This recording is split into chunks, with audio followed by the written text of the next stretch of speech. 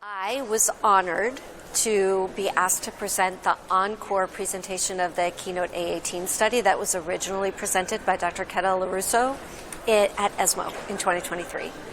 And this was a randomized phase 3 double-blind trial of Pembrolizumab plus chemoradiation therapy followed by Pembrolizumab maintenance in women with high-risk locally advanced cervical cancer. So this was a first interim analysis. So the study accrued from 2020 to 2022, and the data were presented in 2023, so obviously quite early.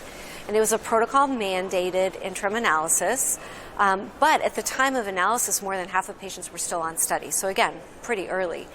And despite that, the progression-free survival, which was one of the primary endpoints, was significantly improved in the experimental arm with a hazard ratio of 0.7. So that was really amazing. And the PFS, the median PFS in both arms was not reached. We also showed overall survival data, again, early. And the hazard ratio for overall survival was similar at 0.73. That was not statistically significant. But again, that's because this is a first interim analysis, and we just heard a couple of days ago a press release that suggests that the second analysis does show a significant advantage in OS, and we're eagerly awaiting those data. Well, first of all, I don't think women in the U.S. should have advanced cervical cancer. We have a great screening program, we have an effective vaccine, we need to work harder at prevention in this disease.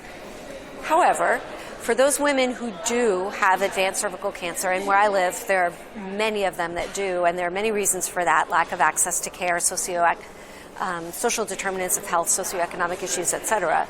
For those women who have high-risk disease, because those were the patients that were targeted in this trial, so patients with positive nodes, patients with stage 3 and 4A disease, those patients will see an improved, not only progression-free survival, but overall survival with the addition of pembrolizumab to standard therapy, and that's really remarkable.